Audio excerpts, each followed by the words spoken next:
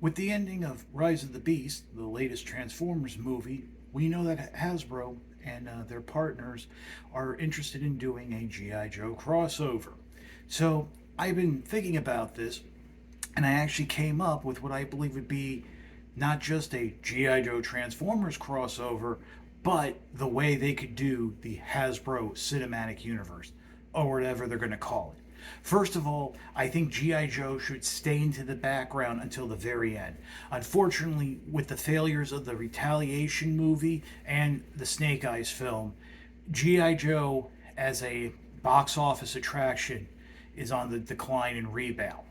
It's also unfortunately the same with Transformers, since Bumblebee and Rise of the Beast didn't uh, make a profit at the box office. Although the toys did sell, so according to Hasbro, they were profitable. So I think the next film should not be G.I. Joe, but should be Gem. Let's get a proper Gem in the Holograms film with synergy, uh, the mystical, the magic of holograms and technology, the soap opera drama. Basically, introduce the holograms and the Misfits with Eric Raymond as the manager of the Misfits. Basically, the film will end. The holograms are on top. They're the number one band in America.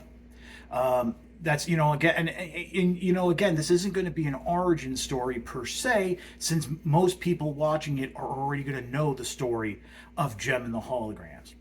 The key is going to be the end. At the very end of the film, Jerrica Benton will be talking to an assistant or someone else in the Starlight Foundation office, and will be informed of major news. The record label that the Misfits are signed to was bought by a European company, a conglomerate that's coming up that happens to be run by a pair of twins. Its name? Extensive Enterprises.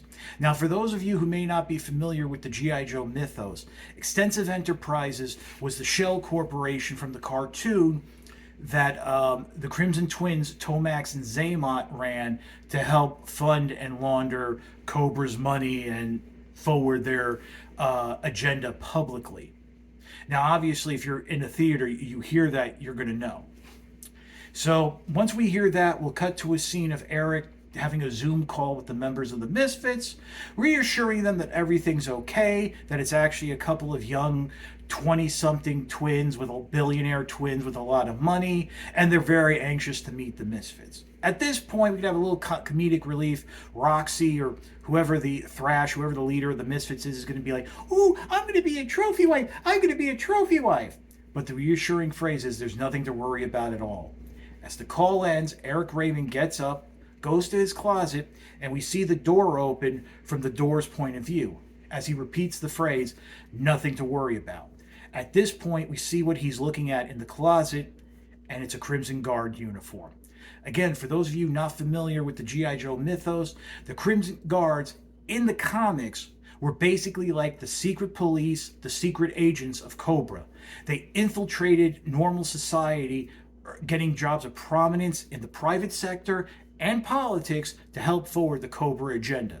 So now we have the connection between Gem and G.I. Joe through Cobra, and thus have a connection to Gem and the Transformers. Now, I was also thinking that after we see Eric Raymond reveal to the viewer that he's a Crimson Guard, we then cut to the offices of Extensive Enterprises, where Tomax and Zaymot are talking to someone on a computer screen. And you have to have them do the classic, back and forth speak, one finishes each other's sentences. That's the classic Crimson Twins. Well, we can then be revealed that they're talking to Cobra Commander. And that basically the purchasing of this record label, while it is to help to continue laundering Cobra funds, is going to be part of some sort of larger plan. So that's how that film ends. Next, we go to the next Transformers film. The plot really isn't important, but what is important is we have to have Megatron involved. and it has to be Autobots and Decepticons. It was great that we had the inclusion of the Maximals in Rise of the Beast, but I don't think that was handled well. And for the plot of how this is all going to come together, we need to just main focus on the core themes. And that is, of course, Autobots and Decepticons. So, big battle at the end. Megatron gets trounced. Autobots are victorious, but Optimus Prime feels there's something more on the horizon. At which point, the post-credit scene, we see Cobra Commander talking, and he says some backhanded statement saying, "How are you supposed to be robots in disguise if you're going to transform into a tank?" And we see that he's talking to Megatron, who is getting rebuilt and reconfigured. Now, if you remember from the comics, in the very late issues of G.I. Joe, they had a crossover with the Generation 2 comic that explained Megatron's Generation 2 body, which was a tank, came from Cobra, and it was a surplus Cobra tank. Now, obviously, Megatron's not going to be in the green and neon purple camouflage. Let's keep the character to its basic colors. But this can be like a super Megatron form. Cannon on the shoulder, cannon on the forearm, deck it out. So once Megatron transforms and he's pleased with his body, he'll lean into Cobra Commander and say, "Tell me more about this special forces group you're having a problem with." And there we have the Decepticons aligned with Cobra against G.I. Joe. But we don't have really the Transformers aligned with Joe yet against Cobra and the Decepticons. We have the Autobots against the Decepticons, but not necessarily against Cobra. At this point, I was toying with the idea of going to a G.I. Joe film. I think we should hold off, and actually this plot can be done through a second Gem film. The film opens, Gem and the holograms have completely fallen off in popularity. The Misfits are everywhere. Their music is being played. And this is because through the influence of Extensive Enterprises, who also happen to own, through subsidiary and shell corporations, every radio station in the country, the Misfits music and whatever artists are on the same label are getting played. And the holograms can't get a single song on the air. We also find out that this is part of a larger Cobra plan. Dr. Mindbender has created a device that will embed into the digital files of music subliminal messages that are bringing people over to and making them sympathetic to the Cobra cause. And this is how they're going to have their soldiers, their legion, and being able to change the discourse of thought. Again, this borrows from the comics, where Cobra may have started out as a terrorist organization, but then really became like a way of thought. And the fact that they actually wanted to have Cobra Island recognized as its own country. So this can play into that a little. And that directly we have how Cobra is causing conflict with the holograms. Well, we find out that when the Misfits play live and the holograms play live, for whatever reason, Mindbender's control cannot be broadcast through live music. So the holograms are able to establish themselves as a live band, which, let's be honest, a lot of the music I listened to and people of my age, they were all live artists, and they're able to beat the Misfits in that regard. Eventually, there's some battle of the bands that somehow reestablishes the holograms as the top act, the touring act, or what have you, but they still can't get played on the radio.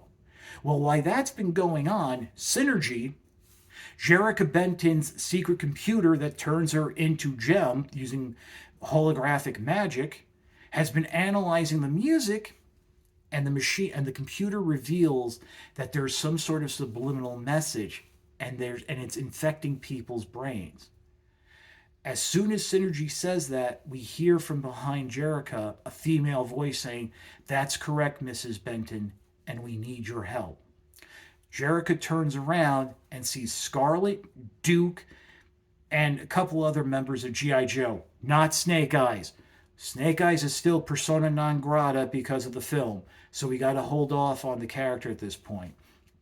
But this establishes a connection between GI Joe, the holograms, and the fact that they have figured out Jerica's secret is Gem, and Gem is Jerica. So her secret identity is revealed.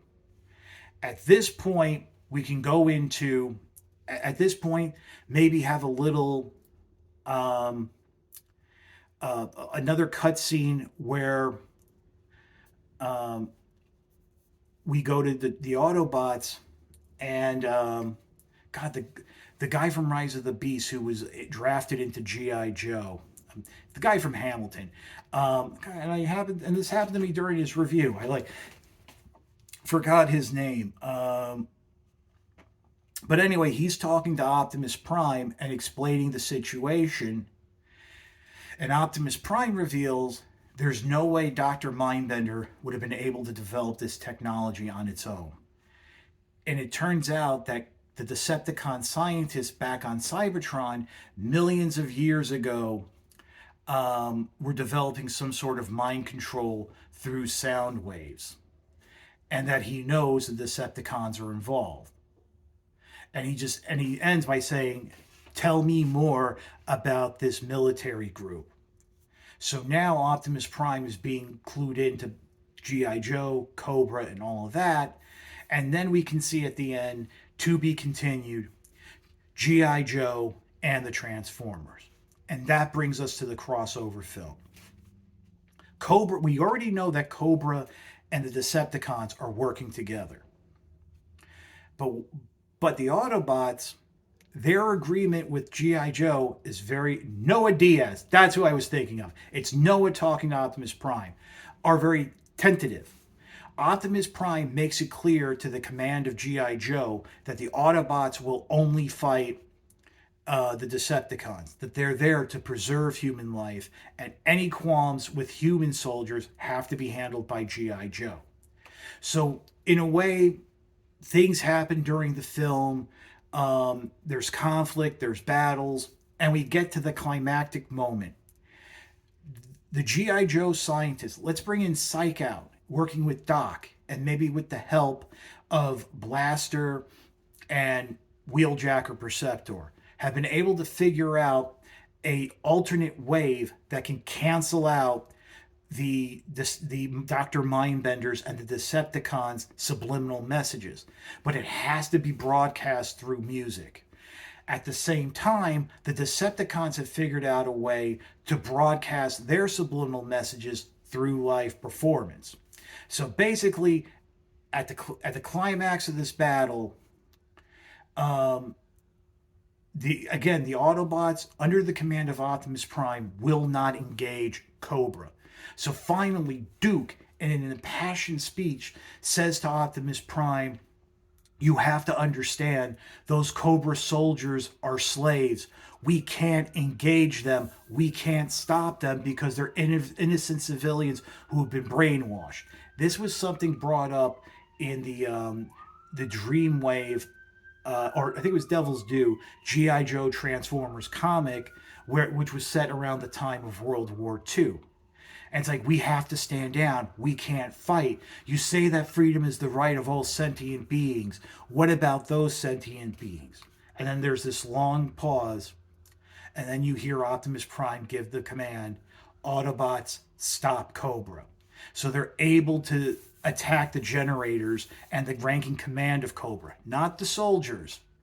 At the same time, we see that the Misfits, who've basically earlier in the film, they start figuring it all out. And also, I would say by this film, Roxy or whoever is actually married to one of the Crimson Twins, and she finds out he's a jerk, so she slaps him and turns on him. Well, they're being held and forced to play to control the soldiers against their will. We then find out that the Autobots and G.I. Joe have convinced the holograms to come and play. And they have written this special song of peace that will cancel out, using the technology developed by Doc, Psych Out, Percept, or whomever, that will cancel out the Cobra's subliminal message. This idea I actually got from the Do You Remember Love movie that was from Macross. It was actually a retelling of sorts in a concise manner of the Macross series and how music played such an integral part, and that the voice of Minmay was able to rally the troops. Well, the voice of Jem is going to be able to break the control over the soldiers. And once that happens, Cobra is defeated. Joe is able to go in. They take out and arrest the ranking officers. The Autobots crush the Decepticons once again. They're driven off. So the movie ends. Cobra Commander, Destro, whatever ranking official, no, not Destro, Cobra Commander, a couple other ranking officials are taken into custody and under arrest. The Decepticons are gone. Optimus says the Autobots will now hunt down the remaining bands of them to drive them off of Earth once and for all. And the subliminal control from the Misfits music has been broken, and now that it's been revealed how Extensive Enterprises was controlling the airwaves, which is a big no-no and illegal offense. Extensive Enterprises is going to be like under FCC investigation, some sort of that. But anyway, Jem is back on the air, and almost overnight, the popularity of the holograms has returned. They're the number one band in the world, in the country and in the world. Now, you can do something where, as like a post-credit, if you want, maybe tie in, we go to Castle Destro, and we see that Destro and the ranking officers of Cobra that weren't taken into custody have sought refuge, and they're planning their next step. I think it's too early to bring up Serpentor and the plans there. Obviously, I think the plan would be to break out Cobra Commander, and this could be a way to tease the involvement of the Dreadnoks, which, if I'm not mistaken, both in the comics and the cartoon, the Dreadnoks were involved in freeing Cobra Commander. But that's it. You've established this Hasbro universe, and now you don't have to build to another crossover. Everything exists together.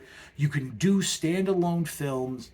You can do standalone stories that might have a little acknowledgement here and there of the other groups.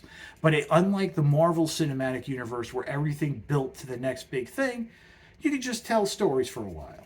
Or this whole thing will crash and burn and drive Hasbro into bankruptcy, and we'll never hear from the company ever again. G.I. Joe will go away, Transformers will go away, and Jem will still be Jem, with dolls made by an independent doll company called Integrity Toys that my sister has reviewed and talked about in the past on her YouTube channel. I think it's Zenobia 219. I don't know. But that's about it. That's just an idea I had. It's been my sister and I do this all the time. You should ask me about how she and I planned out the final 2 seasons of Last Man Standing. We had a constant phrase in our house is, "Stop, we're making this better than it's going to be." But again, these are just rough ideas, and there's something rattling around.